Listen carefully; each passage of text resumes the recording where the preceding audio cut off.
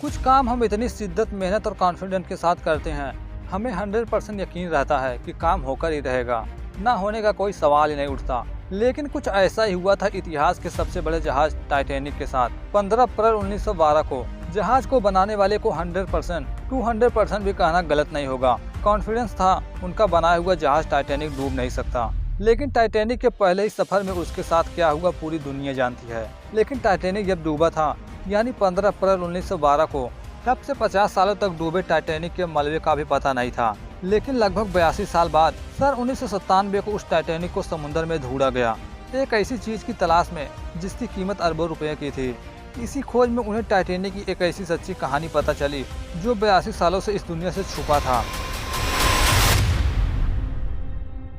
कहानी की शुरुआत होती है 1912 टाइटैनिक के डूबने के 42 साल बाद 1957 में, जब आर्कटिक में एक बहुत बड़ा शिप 3821 मीटर गहराई में नीचे जाता है, जहां पर उन्हें दिखाई पड़ता है 42 सालों से डूबा इस सदी का सबसे बड़ा जहाज। शोधकर्ताओं द्वारा पता चला था जब यह जहाज डूबा था तो इसके साथ एक बहुत कीमती हीरा जिसका नाम था the heart of the ocean, यह भी कहीं न कहीं इसी में दफन हो गया। उसी की तलाश में शोधकर्ता काफी मेहनत कर रहे थे। काफी तलाश के बाद उन्हें कामयाबी मिलती है एक तिजोरी। उस तिजोरी को ये लेकर आते हैं ऊपर। तिजोरी को खोलने पर उन्हें हीरा तो नहीं मिला, लेकिन कुछ पेंटिंग मिली थी, जिस पेंटिंग में एक लड़की थी। उस पर लिखा था 15 अप्रैल 1912। यही वह समय था जब आखिरी बार उस लड़की के गले में हीरे को देखा गया। इसकी खबर न्यूज में भी चलने लगी, जिसे एक बूढ़ी औरत भी देखती है। उस पेंटिंग को देखते ही वो अपने पोती से कहती कि मुझे इन लोगों से बातें करनी है। जब बूढ़ी औरत और शिप के कैप्टन के बीच बातें हुई तो वह सबसे पहले हीरे के बारे में पूछती है कि क्या हीरे मिले, क्योंकि उस औरत को हीरे के बारे में पता था। इसलिए उस औरत को हेलीकॉप्टर की मदद से कैप्टन के पास ले जाया गया। उस औरत का नाम था रोज डॉसन। उसे टाइटैनिक की 3D मॉडल दिखाई गई कि किस तरह 42 साल पहले टाइटैनिक समुद्र में डूबा था। रोज बताती है कि एक्सप्लेन करना अच्छा है, लेकिन मैं उस दर्द को आज भी महसूस करती हूँ जो उस वक्त महसूस किया था, क्योंकि वह बूढ़ी औरत टाइटैनिक के डूबते वक्त वहाँ पर मौजूद थी। रोज 42 साल पहले की बात बताती है, जब टाइटैनिक पहले सफर पर जाने के लिए तैयार हो रहा था। रोज भी अपनी फैमिली के साथ जहाज पर चल रही थी।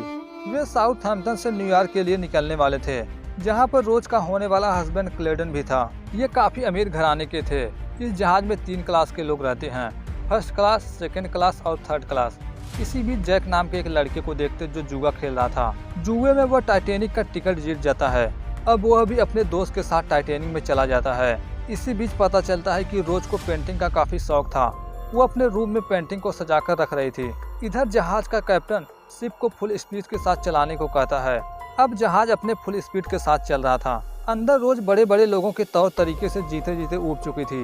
वो अपनी मनमर्जी का जीना चाहती है, इसलिए वो पार्टी से उठकर भागती है वहाँ से। वो अपनी जिंदगी को खत्म करना चाहती है। जब जिंदगी में आज़ादी नहीं तो जीने का क्या मकसद, ऐसा उसका मानना था। वह जहाज के बिल्कुल आखिरी छोर पर पहुँचती है। नीचे कूदने वाली थी, तभी वहाँ पहुँचता है जैक। जैक समझाने की कोशिश करते हैं कि तुम ऐसा नहीं कर सकती। रोज ऊपर आने वाली थी, इतने में पैर फिसल जाता है, लेकिन जैक गिरने नहीं देते। उसका हाथ पकड़कर खींच लेते हैं ऊपर। तभी वहाँ रोज का होने वाला हस्बैंड पहुँचता है। जैक को देखकर उसे लगता है कि ये रोज का गलत फायदा उठा रहा था। पुलिस उसे बंदी भी बनाने लगे। रोज बताती है कि ऐसा कुछ भी नहीं है, बल्कि इसने मेरी जान ही बचाई है। इस बात पर क्लेडन खुश होकर उसे कल शाम का खाना अपने साथ खाने को कहता है। अगली सुबह रोज और जैक की मुलाकात दोबारा होती है। इसी बीच रोज को पता चलता है कि जैक एक मुसाफिर की तरह है। जहां उसे छत मिलती है रहने की जगह, वह वहीं रुक जाता है। रोज को पता चलता है कि जैक एक अच्छा आर्टिस्ट भी है, काफी अच्छी पेंटिंग बनाता है। शाम होने पर जैक फर्स्ट क्लास में डिनर पार्टी के लिए पहुंचता है। कल तक वह फुटपाथ पर सोता था, आज रईसों के बीच पार्टी एंजॉय कर रहा है। फिर भी उसे इन रईसों के लोगों के बीच की पार्टी कुछ खास नहीं लगी। उसे तो सिर्फ अपने टाइप की पार्टी अच्छी लगती है। जैक वहां से जाने से पहले रोज को मिलने के लिए बुलाता है। अब ये दोनों उसकी टाइप के पार्टी में जाते हैं, यानी थर्ड क्लास में। दोनों वहां पर काफी एंजॉय करते हैं, पर इसके बारे में रोज के होने वाले हस्बैंड को पता चल जाता है। शाम को रोज की मॉम उसे समझाती है कि हम धीरे धीरे गरीब होते जा रहे हैं। अगर तुमने क्लेडन से शादी नहीं की तो हम जमीन पर आ जाएंगे। उससे अपने माँ के आंसू देखे नहीं जाते, इसलिए वह शादी करने को तैयार हो जाती है। अगले दिन जैक जब आता है रोज को ढूंढता हुआ, उससे बातें करने की कोशिश करता है, लेकिन रोज उसे बुरा भला कहकर भगा देती है। जैक को पता चल जाता है कि रोज की शादी क्लेडन के साथ तय की गई है, क्योंकि जैक भी रोज को पसंद करता था।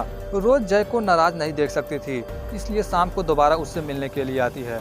इस पल को दोनों काफी एंजॉय करते हैं, क्योंकि कहीं न कहीं रोज भी जैक को पसंद करने लगी थी। 82 साल पहले घटी इस घटना के बारे में वह बूढ़ी औरत यानी रोज शिप के कैप्टन को सारी बातें बता रही थी। वह आगे की बात बताती है। एक दिन रोज चाहती थी कि जैक उसके लिए एक तस्वीर बनाए, वह भी उस हीरे को पहने हुए। यही वो वक्त था जब आखिरी बार उस हीरे को रोज के गले में देखा गया था। पेंटिंग को बनाने के बाद उस पर तारीख भी लिख दिया जाता है, 15 अप्रैल 1912। पेंटिंग खत्म होने के बाद रोज अपना हीरा उतारकर जैक को दे देती है कि इसे सुरक्षित रख देना। यही वह हीरा है जिसे 82 साल बाद ढूंढा जा रहा है। लेकिन इस हीरे के साथ क्या हुआ यह हमें आगे ही पता चलेगा। जैक उस हीरे को तिजोरी में रखने के लिए गया था, गलती से उसने उस पेंटिंग को भी उसी में रख दिया। तभी वहाँ क्लेडन का कोई आदमी आता हुआ दिखाई पड़ता है, जिससे बचने के लिए जैक और रोज वहाँ से भागते हैं। इसी बीच हम देखते हैं कि जहाज के सामने एक बर्फ की बहुत बड़ी चट्टान आ जाती है। लेकिन जहाज के सामने नजर रखने के लिए जिन 2 लोगों को बैठाया गया था, उनकी नजर जैसे ही बर्फ की चट्टान पर पड़ती, चिल्लाकर सबको सूचना भेजते हैं जल्द से जल्द शिप को मोड़ दिया जाए, अगर हम सामने गए तो चट्टान से टकरा जाएंगे। अब सभी पायलट मिलकर जहाज की रफ्तार रोकने के साथ उसे बाएं तरफ मोड़ने लगते हैं। सभी पायलट लगा देते हैं अपनी पूरी जान। इसके बावजूद टाइटैनिक शिप का निचला भाग जाकर टकरा जाता है बर्फ की चट्टान से, जिससे टाइटैनिक के नीचे पानी भरने लगा। तभी वहां जहाज के सभी सीनियर कैप्टन पहुंचते हैं। अब जहाज के मैप को निकालकर पता लगाने की कोशिश किया जाता है कि इनके पास कितना टाइम है इस शिप को रिपेयर करने का, ताकि सभी लोगों की जानें बचाई जा सके। लेकिन जितनी रफ्तार के साथ शिप में पानी भर रहा था, उसे निकालना पॉसिबल नहीं है। इसी बीच क्लेटन का एक आदमी आकर बताता है कि वे लोग रोज को जैक के साथ देखे हैं, इसलिए जैक के खिलाफ षड्यंत्र रचा जाता है। क्लेटन पुलिस वालों को जाकर बताता है कि मेरी तिजोरी में से एक हीरा गायब है, इसलिए जैक और रोज को बुलाया गया। वे जैसे ही वहां पहुंचते हैं, क्लेटन का एक आदमी कोहिनूर हीरे को जैक के जेब में डाल देता है, इसलिए पुलिस जैक को पकड़कर ले जाते हैं। इधर पूरा जहाज डूबने के कगार पर आ चुका था, तो दूसरी तरफ जैक का हाथ किसी पाइप में बांध दिया जाता है और वहीं उसी कमरे में उसे छोड़ दिया जाता है। पूरे जहाज में अफरा दफरी मची हुई थी, सभी अपनी जान बचाना चाहते हैं। शिप में बहुत सारे बोट पड़े हुए थे, जिसमें 65 लोगों की बैठने की जगह थी, लेकिन पहले दर्जे के लोग जो काफी अमीर थे, उनकी वजह से उसमें केवल 15 से 20 लोगों को ही बैठाकर नीचे उतारा जा रहा था। कैप्टन के आदेश के अनुसार उस वक्त सिर्फ बच्चों और औरतों को ही बोट में लिया जा रहा था। एक तरफ क्लेटन रोज को लेकर शिप में बैठने की बात करता है, लेकिन रोज उसके साथ नहीं जाना चाहती थी। वो उससे नहीं बल्कि जैक से प्यार करती थी। जैक को बचाने के लिए पहुंचती है उसके पास, देखती है तो उसके हाथ में हथकड़ी बंधी हुई थी। वह सबसे मदद मांगती है, मगर सभी अपनी जान बचाने में लगे हुए थे। तभी उसे एक कुल्हाड़ी मिली। वो वापस से आकर कुल्हाड़ी की मदद से जैक को छुड़ाकर ऊपर की तरफ भागते हैं, मगर जब तक ऊपर जाते जहाज के निचले हिस्से में पानी भरना शुरू हो गया था। हर कोई अपनी जान बचाने के लिए इधर उधर भाग रहा था। जहाज धीरे धीरे करके समुद्र में डूबता जा रहा है। लाइफ बोट की संख्या भी इतनी नहीं थी जिसमें सबको लिया जा सके, क्योंकि जहाज बनाने वाले को पूरा कॉन्फिडेंस था टाइटैनिक कभी नहीं डूब सकती। मगर अब सब कुछ तबाह होने वाला था। कुछ लोग पानी में कूद रहे थे तो कुछ लोग जहाज के उस हिस्से की तरफ भाग रहे थे जो हिस्सा पानी के ऊपर था। जैक और रोज भी उसी तरफ भाग रहे थे। थोड़ी देर में जहाज 2 टुकड़ों में टूट चुका था। धीरे धीरे ये विशाल शिप पानी में डूब जाता है। जैक और रोज भी पानी में डूब चुके थे, मगर वहीं पर एक लकड़ी की पट्टी तैर रही थी, जिस पर जैक रोज को चढ़ा देते हैं, क्योंकि वह लकड़ी का टुकड़ा 2 लोगों को नहीं संभाल सकता था। पानी इतना ठंडा था जिसकी वजह से लोग अपनी जान गंवाते जा रहे थे। कैप्टन ने मदद के लिए सिग्नल भी भेजी थी, लेकिन मदद उन्हें सुबह तक ही मिल सकती है, इसलिए इंतजार करने के अलावा उनके पास दूसरा कोई रास्ता नहीं था। एक तरफ लोग ठंडे पानी में जमकर मारे जा रहे थे, तो दूसरी तरफ जो लोग बोट में थे वो लोगों को बचाना चाहते हैं। वे चाहते हैं कि उनकी फैमिली को भी बचाया जाए, इसलिए जिस बोट में खाली जगह था उसमें कुछ लोगों को शिफ्ट किया जाता है, जिससे कुछ बोट खाली हुआ। बोट को चलाने वाले लोग बोट को लेकर उन लोगों के पास पहुंचते हैं जो पानी में डूब रहे थे। आवाज लगाते हैं कि कोई जिंदा है, जहां पर जैक और रोज भी थी। जैक के पानी में रहने से वे बर्फ के रूप में जम चुके थे। रोज जैक को बताती है कि मदद आ रही है, अब हमारी जान बच सकती है, लेकिन उन्हें कहाँ पता था कि जैक उसे बचाते बचाते ठंड के मारे मर चुका है। वह रोज को अलविदा भी नहीं कह पाता और डूब जाता है समंदर में। इतनी ठंड की वजह से रोज की आवाज भी नहीं निकल रही थी गले से, लेकिन किसी तरह से उन बोट वालों से मदद मांगती है।